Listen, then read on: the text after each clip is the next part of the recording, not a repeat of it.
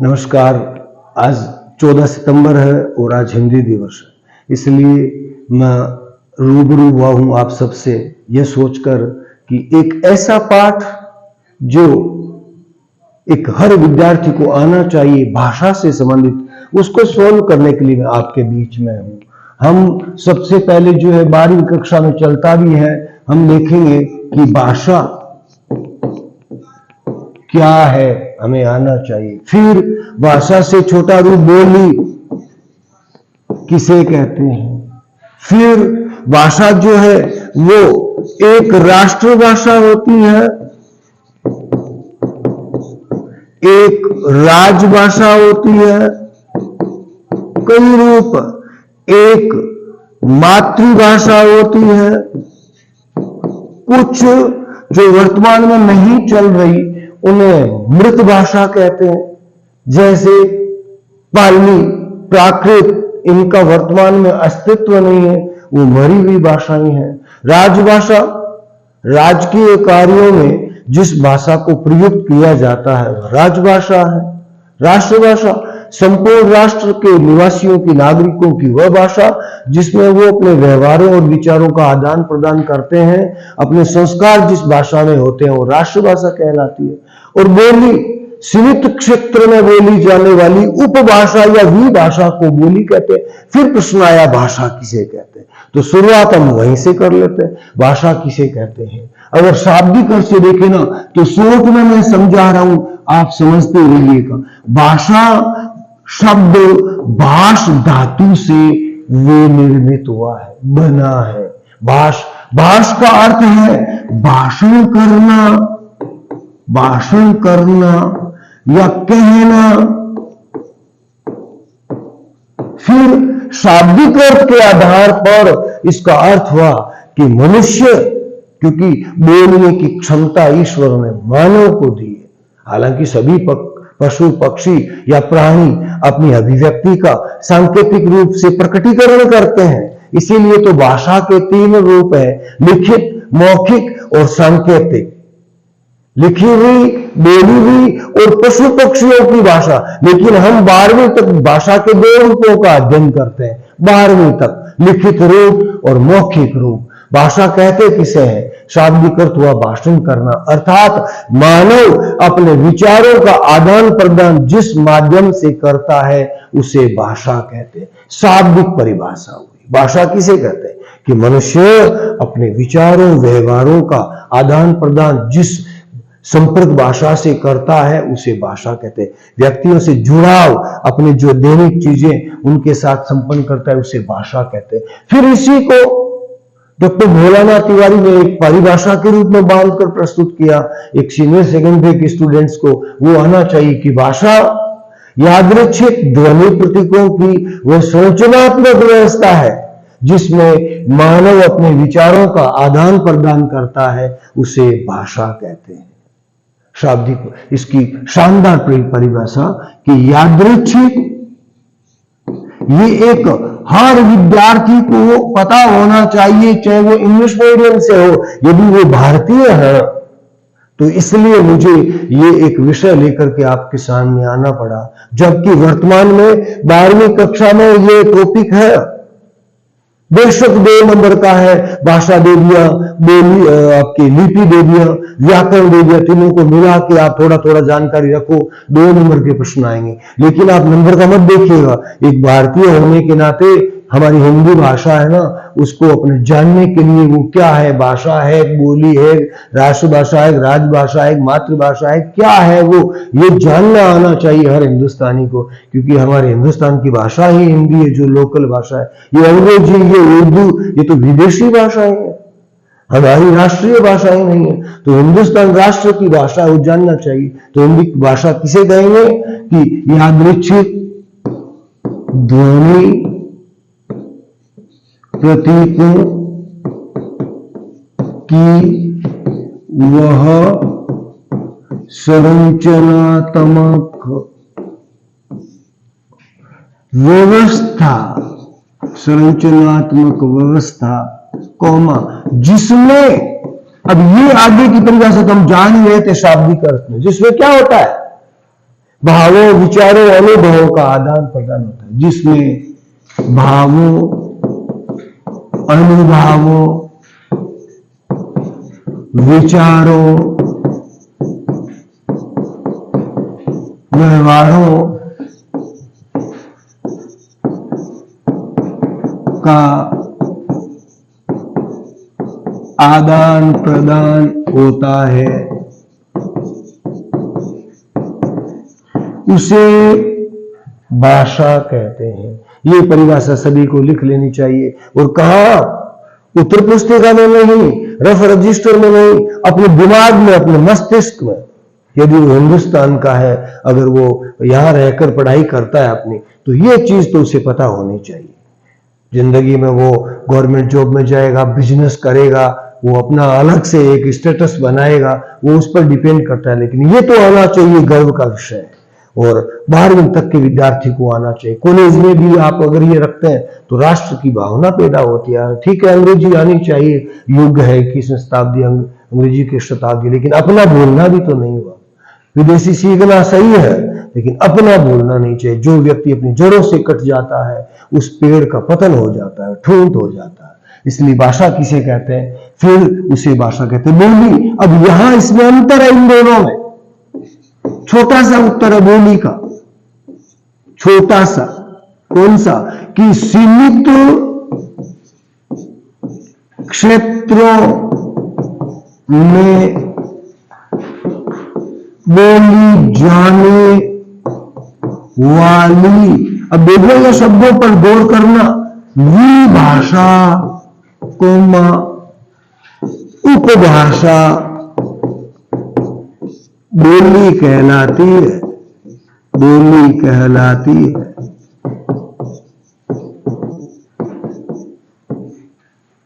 बोली किसे कहते हैं? अब यहां हमारे सामने बहुत बड़ा क्वेश्चन आ गया जो हमने सोल्व कर लिया। यानी भाषा और बोली में अंतर क्या है? तो पहला अंतर, भाषा विस्तृत क्षेत्र में बोली जाती है और बोली सीमित क्षेत्र में। नंबर 2, भाषा का अपना व्याकरण, अपना शब्दकोश होता है, जबकि बोली का नहीं, उतना ज्यादा नहीं। नंबर 3, भाषा को राज्य या सरकार या सत्ता से संरक्षण प्राप्त होता है, जबकि बोली को नहीं। जिस दिन बोली को संरक्षण मिल जाता है, उस दिन तो बोली भाषा बन जाती है। एक समय आज जिसको हिंदी कहते हैं, एक समय वह भाषा नहीं, बोली थी, खड़ी बोली, उसी का नाम तो हिंदी पड़ा, तो बोली थी वह। लेकिन वो बचा के आज हिंदुस्तान की जो है ना, खड़ी बोली का नाम ही तो हिंदी भाषा है।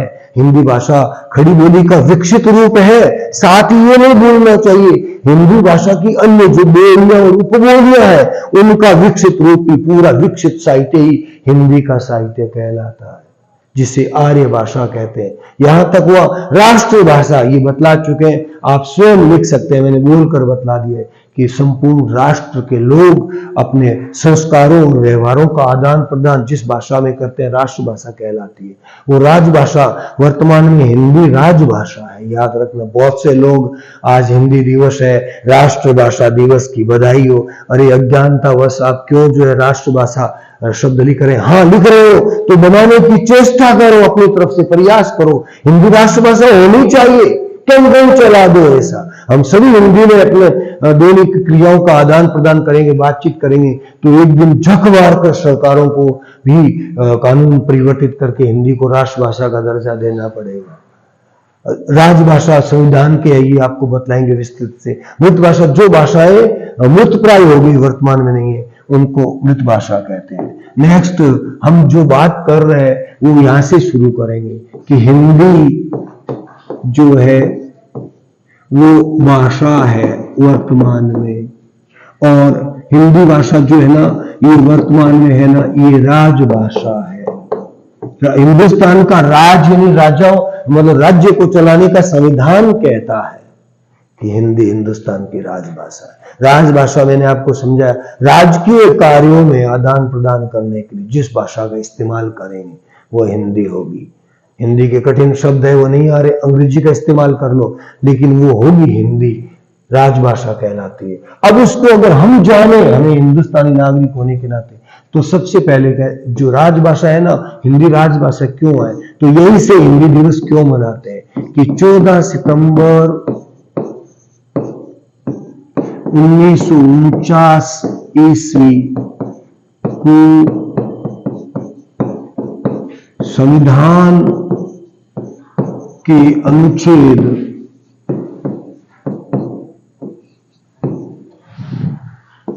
343 के तहत राजभाषा स्वीकृत किया गया है। ये संविधान में है, उस दिन लिखा। इसीलिए 14 सितंबर को इसीलिए मनाते हैं हिंदी दिवस। मतलब कम से कम एक दिन तो लोग सोचें यार कि हिंदी हमारी भारत की भाषा है, हमें अपनी भाषा से नफरत करेंगे तो फिर हमारी भाषा का विकास कैसे होगा। एक पुत्र अपनी माता की उपेक्षा करेगा तो उस माता की रक्षा कौन करेगा। ये जगाना बहुत बड़ा उद्देश्य है, इसलिए हिंदी दिवस मनाया जाता है। फिर भारतीय संविधान ने क्या कहा, अनुच्छेद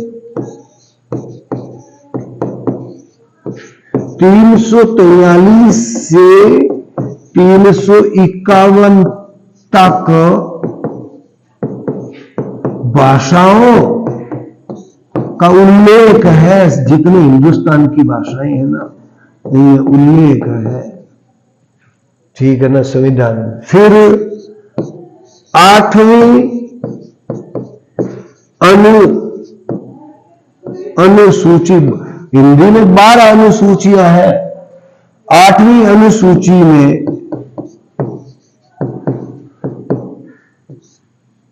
भाषाओं का वर्णन है। फिर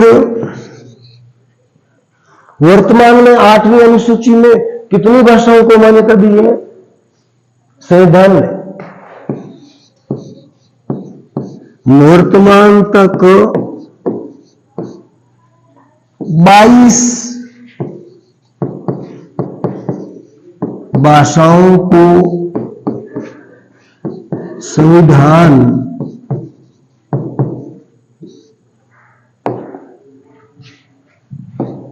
ने मान्यता प्रदान कर रखी है। नहीं लिखा है तो पीछे वाले पेज पे चला जाता हूं, देख लीजिए। नहीं लिखा हो तो एक बार और देख लीजिए, बोल देता हूं। पहला बिंदु जो है वो 14 सितंबर 1949 ईस्वी को संविधान ने के अनुच्छेद 343 के तहत राजभाषा भारतीय हिंदी जो है ना वह स्वीकृत और अंगीकृत की गई। इसीलिए अनुच्छेद 343 से 51 तक 351 तक भाषाओं का सारा वर्णन है। 8वीं अनुसूची में भाषाओं को लेकर वर्तमान में 22 भाषाओं को 8वीं अनुसूची में स्थान मिला है। यहां एक ये बात सोचनी है, हमारी राजस्थानी भाषा को अब तक संविधान में मान्यता नहीं मिली, ये मिलनी चाहिए। ये उपेक्षा कर रही है सरकार, ये अच्छा नहीं कर रही जो भी है, लेकिन अब तक 22 भाषाओं का वर्णन है, यहां तक हमने पढ़ा। नेक्स्ट जो बात है वो संविधान ने क्या कहा है फिर कि हिंदी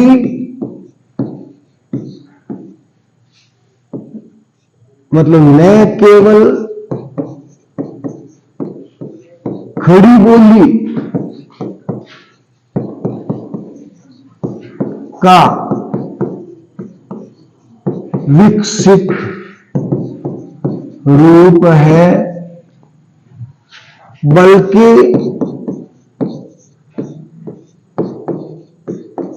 हिंदी भाषा का परिवार समृद्ध और विस्तृत है, जैसे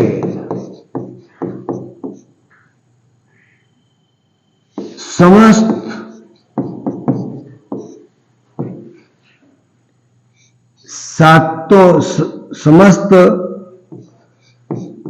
सातों अपभ्रंश से विकसित, जैसे समस्त सातों अपभ्रंश से विकसित भाषाएं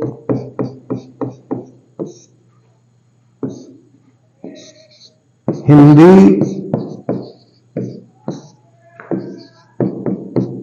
शोर सैनी, अब आपको सात अपभ्रंश कौन से होते हैं ये भी बतला देंगे, लेकिन हिंदी शोर सैनी अपभ्रंश से मिश्रित है, लिख दो, मिश्रित है, निकली हुई, मिश्रित है, विकसित है, निकली हुई है। ये सह, मैं थोड़ा इसको ठीक लिख देता हूं, आपके समझ में नहीं आएगा कि क्या लिखा है, तो निश्रित है, शोर सैन्य अपभ्रंश से हिंदी निकली हुई है, निश्चित है। अपभ्रंश सात होता है, उनमें एक शोर सैन्य भी होता है, इससे निकली हुई भाषा है। फिर आगे और लेता हूं मैं, हिंदी की लिपि देवनागरी है, ये भी पूछते हैं कई बार, हिंदी की लिपि कौन सी है? देवनागरी लिपि है, देवनागरी लिपि है। फिर हो सकता है हिंदी की प्राचीन लिपियां कौन कौन सी हैं भाई? अगर देखें तो हिंदी की नहीं, भारत की, माफ कीजिएगा, यहां हिंदी की नहीं, भारत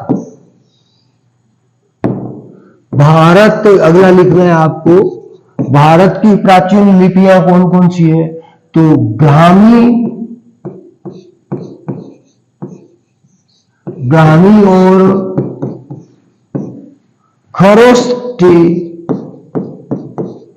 खरोष्टी लिपि, ये प्राचीन लिपि है। अब यहां से फर्क महसूस कर सकते हैं। ब्राह्मी लिपि जो है ना, वो बाएं से दाईं ओर लिखी जाती थी, यूं, जबकि खरोष्टी लिपि है ना, वो दाएं से बाएं लिखी जाती थी। हम देख सकते हैं वर्तमान में जो उर्दू है वो बाएं से इधर से लिखी जाएगी, यूं चलेगा उसका सेंटेंस, उर्दू का उसका वाक्य यूं चलेगा। तो ये हमेशा दाएं से बाईं ओर चलती है खरोष्टी, जबकि ब्राह्मी बाएं से दाएं। तो भारत की अगर लिपि माने तो गुप्त लिपि, ब्राह्मी लिपि से गुप्त लिपि निकली, ऐसे करते करते नागरी लिपि का गया, फिर देवनागरी लिपि बना। तो अगर लिपियों की बात करें तो हिंदी का ये वर्णन है। फिर और हम इसके बारे में जानकारी रख सकते हैं कि आज जो हम जिसको हिंदी कहते हैं ना, वो हिंदी भाषा का उद्भव और विकास, अगर ये कोई बात करे ना, मतलब उद्भव कहते उत्पन्न होना, ये शब्द कहां से आया? पहले हिंदवी बना कहा गया, फिर हिंदुई कहा गया, इसके कई रूप चले।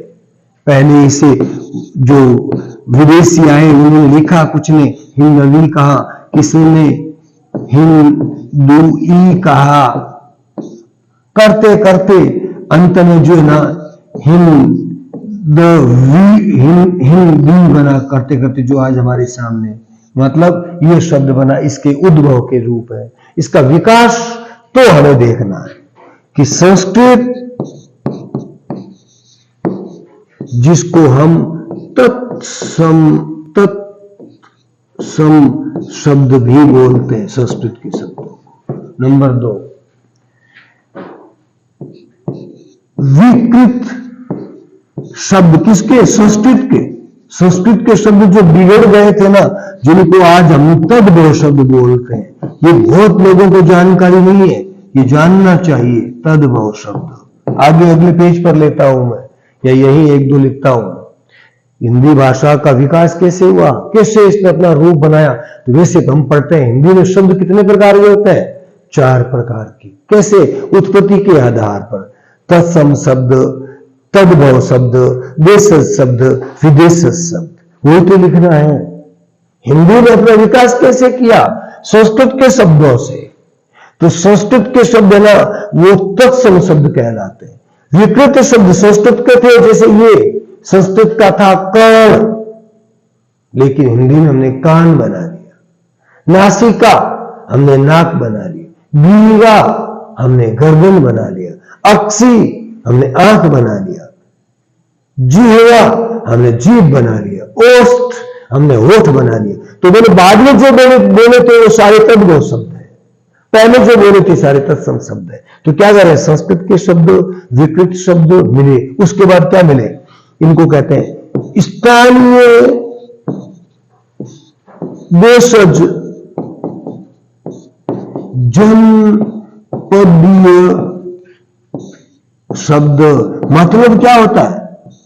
इसको हम देशज शब्द कहते हैं। देशज शब्द मतलब स्थान भाषा जो होगी ना, वो जो जनपद, जो भी लोगों का एक समूह रहता है ना, वो जो आदान प्रदान करता है ना, उसी से भाषा जीवित रहती है। उनके भी शब्द आते हैं, उनको हम पहले कहते हैं तत्सम शब्द, दूसरा कहते हैं हम तद्भव शब्द, तीसरा कहते हैं देशज शब्द, और अंत में हो जाएगा विदेशी भाषाओं के शब्द। इन सब से मिलकर के हिंदी का विकास हुआ है, हिंदी का आज रूप समृद्ध हुआ है। हिंदी भाषा के शब्द है ना, वो 4 प्रकार के हैं, विदेशी भाषा से आए हुए तो लास्ट में। अब बताओ, प्रश्न आप लोगों से मैं करता हूं कि बताइए हिंदी पर कौन कौन सी विदेशी भाषाओं का वर्तमान में हिंदी शब्दों पर प्रभाव है? तो सबसे पहले उत्तर होना चाहिए कि 2 भाषाओं का, यानी मुगल बादशाह आए, वो लोग उर्दू लेकर आए। उर्दू विदेशी भाषा है, जो फारसी और फारसी लिपि से निकली हुई भाषा है। अरबी वगैरह ये सब विदेशी भाषा है। फिर दूसरी अंग्रेजी, अंग्रेज आए तो अंग्रेजी लेके आए।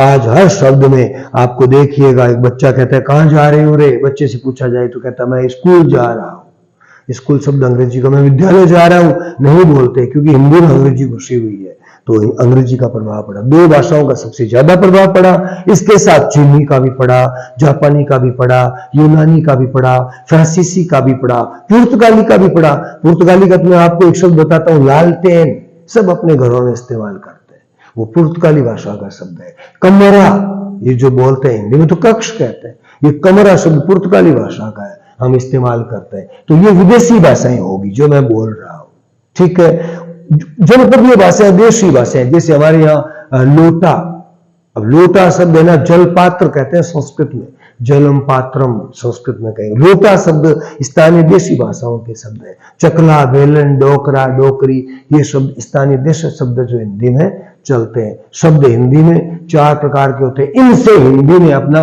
विकास किया। हिंदी भाषा जो है ना, इनमें शब्दों ने किस प्रकार से विकास किया है, ये है। फिर और बताया जा सकता है कि जो हिंदी भाषा है ना, हिंदी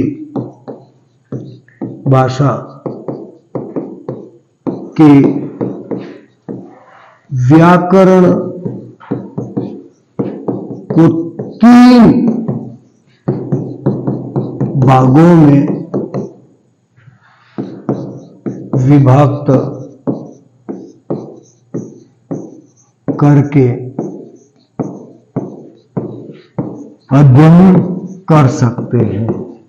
मतलब बहुत बड़ी पूरी व्याकरण आती है नहीं आती, हिंदी की बहुत बड़ी टेंशन रहती है। अरे काहे की टेंशन है, हमारे शरीर के 3 पार्ट कर लीजिएगा, और उन तीनों पार्टों के आधार पर जो है ना, आप अपने आप को समझ सकते हैं कि ये मनुष्य है, ये चल रहा है। ये पार्ट जो है ना, ये इसका व्याकरण का वर्ण है, ये पार्ट है ना, ये व्याकरण का शब्द है, और ये मस्तिष्क वाला है ना, ये वाक्य है। बस व्याकरण के 3 भाग ही तो हो गए। पहला नीचे से लो तो सबसे पहले वर्ण विचार होता है। वर्ण सबसे छोटी इकाई है, स्वर और व्यंजन को वर्ण कहते हैं, वहां से व्याकरण शुरू हो जाती है। और दूसरा है शब्द विचार, ये सबसे इंपॉर्टेंट है शरीर का। आपका वर्ण विचार, दोनों पांव या एक पांव टूट गया, हाथ टूट गया, जिंदगी चल जाएगी। ये मशीन भी खराब होगी, मरना ही पड़ेगा। तो ये वो शब्द विचार है ना, ये व्याकरण का मेरुदंड कहलाता है, रीढ़ की हड्डी कहलाती है। और तीसरा है ना जो वाक्य विचार, भाषा वाक्य तक पहुंच गई ना, इसका मतलब आप उस भाषा के जानकार हो गए। ये मस्तिष्क है, मतलब आप बोल रहे हो, सुन रहे हो, समझ रहे हो, तो आपका दिमाग काम कर रहा है। ये भाषा के 3 रूप हो गए। ये ऋण है ना, ये आधार है आदमी का। आज हमारी प्रॉब्लम क्या है, प्रत्येक भारतीय विद्यार्थी की प्रॉब्लम है आधार मजबूत नहीं है। वर्ण क्या है, किसे कहते हैं, कितने प्रकार का होता आता नहीं। शब्द जो है ना, इसका मेरुदंड कहलाता है। मेरुदंड मतलब रीढ़ की हड्डी, बैकबोन, जो महत्वपूर्ण एक हड्डी है बीच में स्थित, इसी से मनुष्य स्वस्थ रहता है। और उसके बाद वाक्य इसका मस्तिष्क है भाषा का। आदमी का दिमाग स्वस्थ रहना भी जरूरी है। शरीर पूरा स्वस्थ पड़ा है और दिमाग काम नहीं कर रहा तो उसको हम कहते हैं तो कोमा में चला गया। तो भाषा के 3 रूप होते हैं। ये हमारा हिंदी का अपना एक आज के दिन हर विद्यार्थी को जानना चाहिए। अब एक बात और इसी संदर्भ में जो आप जान सकते हैं वो ये है कि अगर कोई बात करे, अगर ये कोई प्रश्न मुझसे कहे कि भारत की भाषाओं को क्या कहा जाता है, क्या कहा जाता है, अगर ये प्रश्न हो तो हम कह सकते हैं कि भारत की भाषाओं का अगर हम अध्ययन करें ना पूर्ण रूप से, तो भारत की भाषाओं का अध्ययन करें। अगर मैं इस टॉपिक के तहत बात करता हूं, बाकी मैं मिटाता हूं। भारत की भाषाओं का अध्ययन ये एक टॉपिक है, ठीक है ना। अगर हम इसको करें कैसे, तो हम उसको 2 भागों में बांट करके पढ़ते हैं। और यही मैं बार बार कहता हूं, एक हुई आर्य भाषा और एक हुई अनार्य भाषा। अनार्य भाषा, अनार्य में अन उपसर्ग है और आर्य मूल शब्द है। अन हमेशा उपसर्ग लगता है तो अर्थ होता है नहीं, अन अंत, जिसका अंत नहीं है। अन आर्य, जो आर्य नहीं है, यानी विदेशी। अनार्य भाषाओं में तेलुगु, तमिल, मलयालम, कन्नड़, उनको हम अनार्य भाषा में काउंट करते हैं, गिनते हैं, उनका अध्ययन करते हैं। तो और आर्य भाषाएं सबसे पहले संस्कृत से स्टार्ट होती है। संस्कृत का विकसित रूप पाली, लौकिक संस्कृत, ये वैदिक संस्कृत के 2 रूप थे, लौकिक संस्कृत, लौकिक संस्कृत। संस्कृत के 2 रूप चले 500 साल। ये संस्कृति, इसका नाम था वैदिक संस्कृत। वैदिक, वेद पुराण उपनिषद लिखे गए थे उस समय की संस्कृत। फिर लौकिक संस्कृत, फिर पाली आई। पाली मतलब लौकिक संस्कृत का बिगड़ा हुआ रूप है ना, वो पाली कहलाया। पाली जो है ना, उसका अगला रूप, बिगड़ा हुआ रूप है ना, वो प्राकृत कहलाया।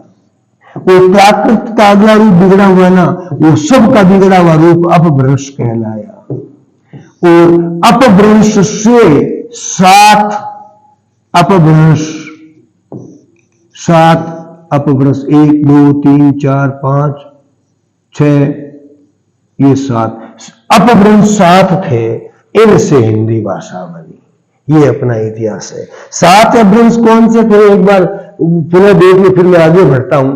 आर्य भाषा जो है ना, उसका वर्णन करना है कि वैदिक संस्कृत से स्टार्ट होती है, फिर ये 500 साल तक आती है। 1500 ईसा पूर्व से 1000 ईस्वी तक। मैं तो इसी संधि बतला सकता हूं कि वैदिक संस्कृत 1500 ईसा पूर्व से 1000 ईसा पूर्व तक वैदिक संस्कृत थी। 1000 ईसा पूर्व से 500 ईसा पूर्व तक लौकिक संस्कृत थी। 500 ईसा पूर्व से 1 ईस्वी तक पाली थी। 1 ईस्वी से 500 ईस्वी तक प्राकृत थी। 500 ईस्वी से 1000 ईस्वी तक अपभ्रंश थी। अपभ्रंश के 7 रूप हुए और 1000 ईस्वी के आसपास हमारे हिंदी का रूप विकसित हुआ। अब 7 अपभ्रंश कौन से थे, ये मैं एक बार के लिए आपको और लिखवा देता हूं कि पहला जो है उसको ले सकते हैं शोर सैनी अपभ्रंश। इस शोर सैनी अपभ्रंश से कौन सी निकली थी भाषाएं, एक तो पश्चिमी हिंदी निकली थी, एक राजस्थानी निकली थी, शोर सैनी अपभ्रंश से नेपाली भी निकली थी, गुजराती भी निकली थी, कोंकणी भी निकली थी। कोंकणी, कोंकणी कौन सी? कोंकणी कहते हैं कोंकण प्रदेश, गोवा को आप बोलते हो ना हिंदुस्तान में कि गोवा का पर्यटन किया जाए, कोंकणी। ये सब सोर्स है अपभ्रंश से। दूसरी थी जो है अर्धमागधी। अर्धमागधी से केवल एक ही निकली हुई है, पूर्वी हिंदी। तीसरा है मागधी। मागधी अपभ्रंश से जो है, ये अपभ्रंश है, सारी सातों बता रहा हूं मैं, ये भी अर्धमागधी अपभ्रंश है। मागधी अपभ्रंश से बिहारी निकली, असमिया आसाम की, उड़िया उड़ीसा की, और बांग्ला पश्चिम बंगाल की। बांग्ला। चौथा खस अपभ्रंश, वो पहाड़ी एरिया, इससे पहाड़ी भाषाएं निकली, माफ कीजिए,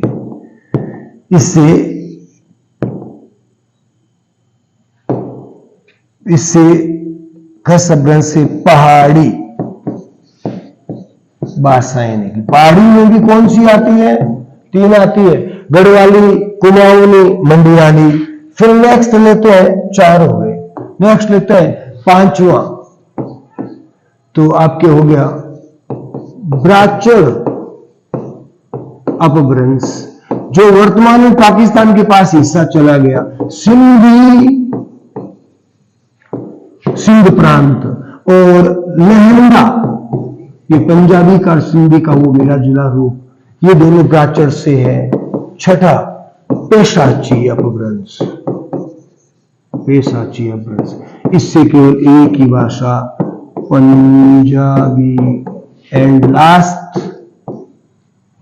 7, वर्तमान में जिसको आप कहते हो महाराष्ट्र, तो उसकी ये अपभ्रंश कौन सी थी? महाराष्ट्री अपभ्रंश थी।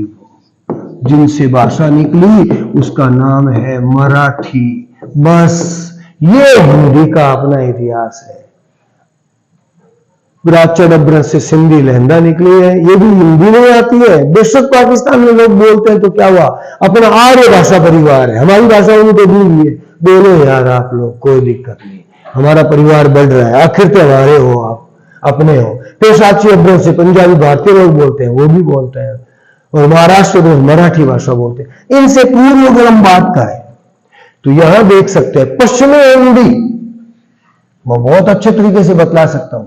5 उपबोलियां हैं पश्चिमी हिंदी की, कन्नौजी, खड़ी बोली, ब्रज, बांगरू, बुंदेली, ये भी इतिहास है। राजस्थानी की 7-8 बोलियां मानते हैं, 7 बोलियां तो कन्फर्म हम मानते हैं। मेवाड़ी, ढूंढाड़ी, मारवाड़ी, मेवाती, मालवी, मेवाड़ी, राजस्थानी के, नेपाली, गुजराती और कोंकणी, ये सारी भाषाएं सोर्स है अपभ्रंश से। और दिमागी पूर्व हिंदी से 3 उपबोलियां हैं, अवधी, बघेली, छत्तीसगढ़ी, पूर्व हिंदी की, वो भी हिंदी में आती है। और बिहारी की 3 है, बिहारी की 3 है आपके, बिहारी भाषा की जो है सबसे ज्यादा जो है मैथिली, मगही, भोजपुरी। यस, बिहारी की 3, मैथिल कोकिल विद्यापति को कहते हैं, मगही, भोजपुरी में सबसे ज्यादा भारतीय सिनेमा जो है भोजपुरी में पहले फिल्में बनती थी, अब भी बनती है भोजपुरी। ये बिहारी की उपबोलियां हैं।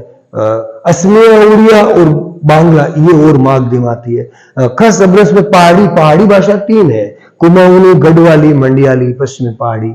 ये मंडियाली को पश्चिमी पहाड़ी कहता है। और इसके साथ ही आगे जो आपके ये 3 हो गए, प्राचीन अपभ्रंश, पेशाची और महाराष्ट्री। इस तरह से हिंदी का ये पूरा अपना परिवार कहलाता है। अपने परिवार के बारे में जानकारी रखना अति आवश्यक है। आज की कक्षा में बस इतना ही। धन्यवाद।